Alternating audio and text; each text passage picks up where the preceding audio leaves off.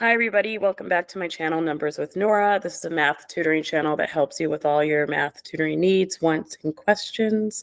For this specific video, I'm going to be doing Geometry Chapter 4, Lesson 4.6, using congruent triangles. All right. The book I'm going to be using for this video is Larson Geometry. I'm going to sit there and put the free PDF version in the description, as well as the solutions and answers to this book as well. You can follow along with this book, or if you have questions, with your own algebra or geometry book, you can post them, but you should be able to follow this lesson pretty easily. Okay, so let's get to it. Let me zoom in a little bit. So using congruent triangles, we already saw in chapter 4 earlier that we could sit there and prove that two triangles are congruent by showing any of the postulates. Okay, if you forgot about any of those postulates, go back and look at the earlier chapters of chapter 4. Okay.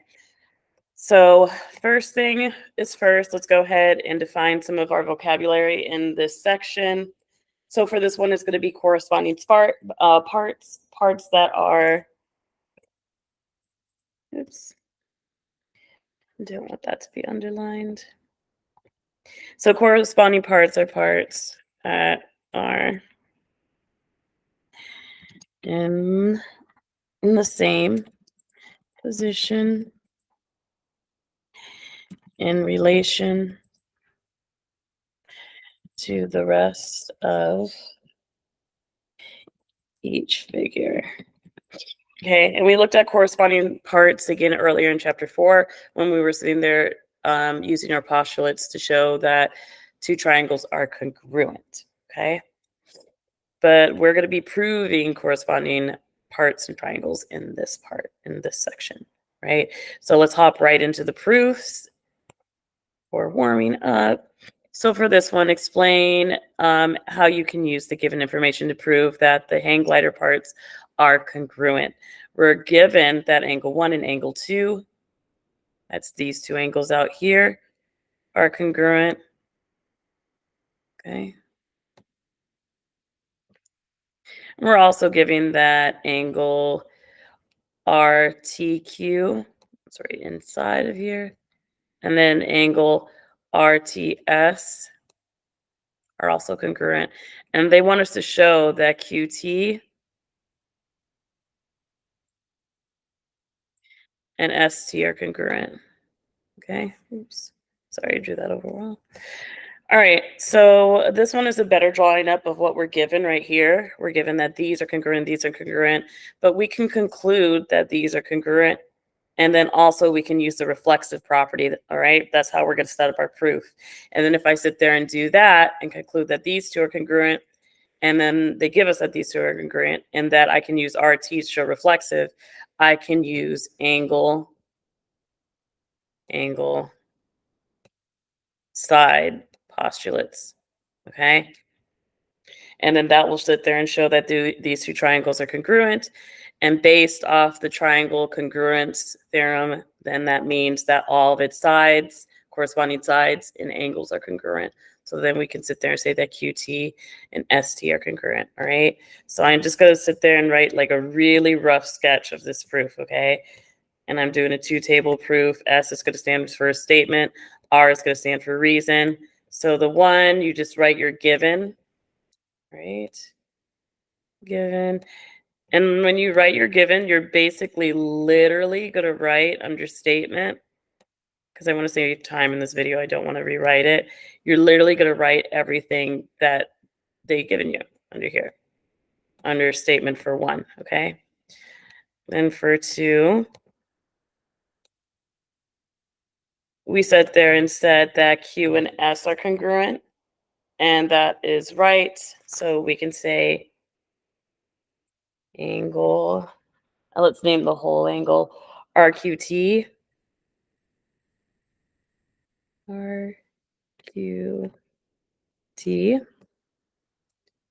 congruent.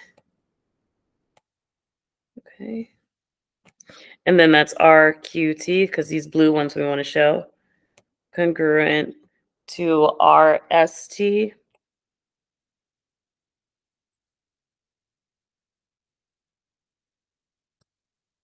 That's RST, that blue one right there.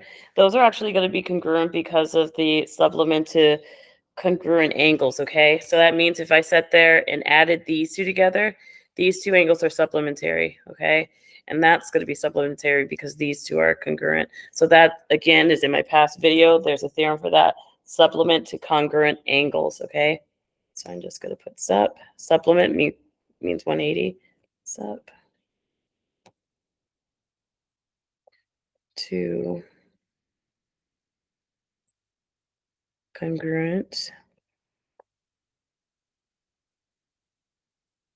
angles, right? If you have more questions on this theorem right here, leave a comment, okay? So I'm not going to get into too much detail about that. I just want to show how to do these proofs. All right, the third thing we want to show is also that RT and TR, they're reflexive, though, so they're equal in length, they're congruent. So RT congruent to TR because they share that side, and we call that property reflexive.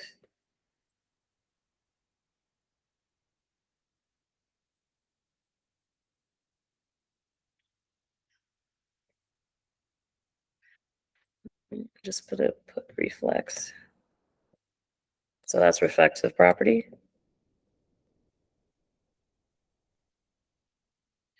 Right. And then the last thing we can say from that is that triangle QRT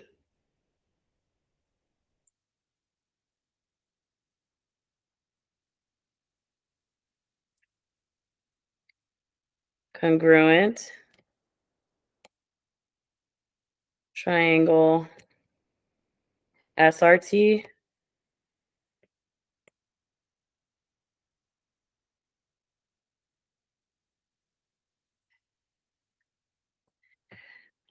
All right, and this is going to be by angle, angle, side, angle, angle, side.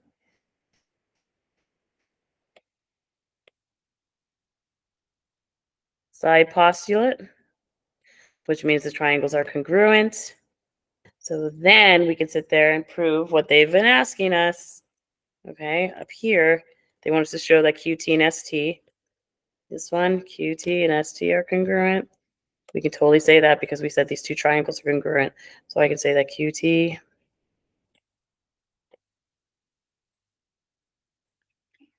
congruent to, I'll say TS, it doesn't matter. Oops. Sorry, I'm just going to ST. Sorry, I don't want to erase it because it's going to waste time. And 5. That's because congruent triangles have corresponding sides.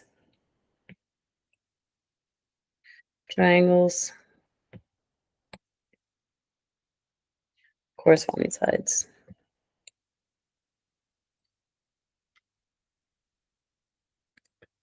Sides. All right, and that's just like a really rough kind of sketch proof so you can understand, okay? If you want me to write out a nice, pretty proof, put it in the comments, and I have no problem writing it out nice and pretty. But for this, I just kind of want you guys to understand what we're doing here, okay? So that's one. Let's do this guided practice example. I'm just going to verbally explain this one out. Explain how you can prove that angle A and angle C are congruent. This one shouldn't be that hard. We could sit there and use the reflexive property BD, which sits there and says that these sides are congruent. All right. Then if we sit there and use our postulates S, S, S, side, side, side, then we can sit there and say triangle ABD is congruent to triangle CBD, right? Concurrent triangles have corresponding sides and corresponding angles. A and C are corresponding angles, which means that angle A is congruent to angle C, okay? Let's go ahead and do 2. Use congruent triangles for measurement. So they want us to use the following method to find the distance across the river from point N to point P. So right here, they're nice enough to sit there and draw it out for us. These are going to sit there. I think this is given. Oops, just a sec. Sorry.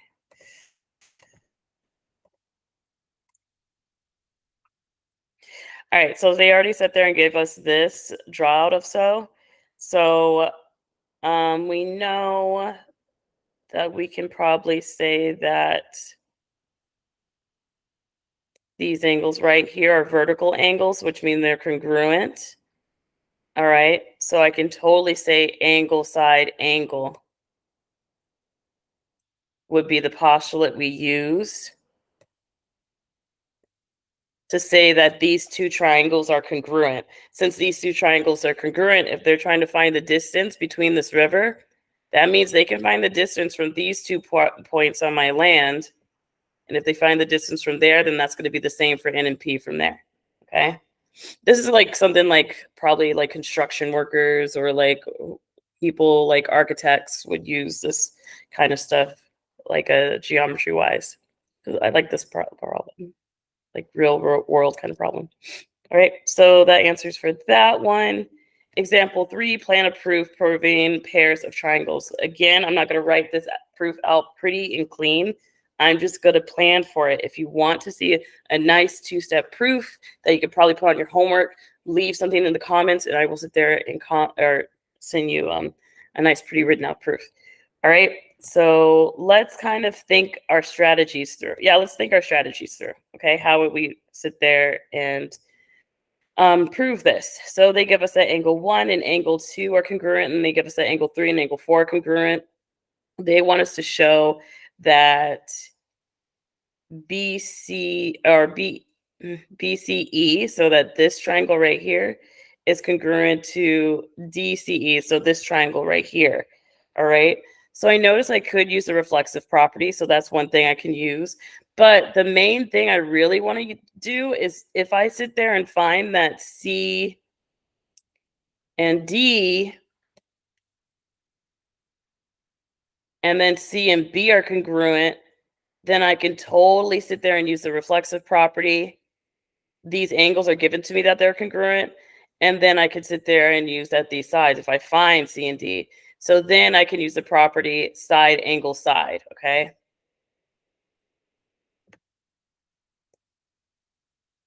And that would show me that these angles are congruent. But there's some steps I have to do because I need to sit there and show that CD and BD are congruent. They don't give me that. I have to show that. But if I do sit there and look at the larger triangles they give me, I might be able to sit there and do that quicker. Okay. So if I look at CDA and I look at CBA, I notice I can use the reflexive property. That's cool. I notice that these corresponding angles, those are congruent. That's cool. And then what else can I use? I can use side, angle. Let me see what else I can use. Angle, side, angle. Angle, side. Yeah, I can use from right off the bat, I can use that because these angles are correspondent. So I can use angle, side, and then angle for the bigger triangles, right? So then I could sit there and say that triangle CDA. Sorry, that's hideous writing. Congruent to triangles CBA.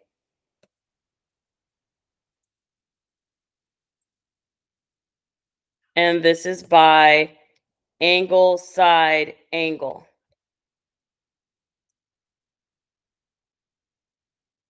All right, now that's going to help me sit there and get to the next part. So that would be the first part, all right, by saying that C and A are reflexive, all right?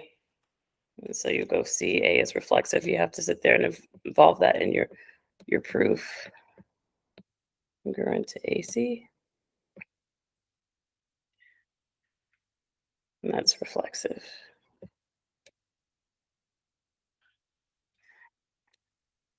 All right, another step that's going to sit there and get us closer. So that's one. That's another step. Next, after I sit there and say those are congruent, then by corresponding sides of congruent triangles, I can totally sit there and show that CD congruent to CB. See how this is all coming together now? Okay. And this is by corresponding parts, corresponding sides or whatever of congruent triangles. I'll just put corresponding sides now. And then we could sit there and conclude that these two triangles, we can conclude this by side angle side. All right, so now that I kind of gave you like the roadmap of how you're going to sit there and solve this proof, go ahead and try to write it out by yourself. Really pretty step-by-step statement and reason table proof, okay? Need help with that? Put it in the comments. Right, so I'm running out of time. I'm not going to be able to do number 4. If you want to see number 4, ask me and I'll do it. And again, if you have any homework questions or would like further math tutoring, please subscribe or leave a message in the comments. Thanks, guys.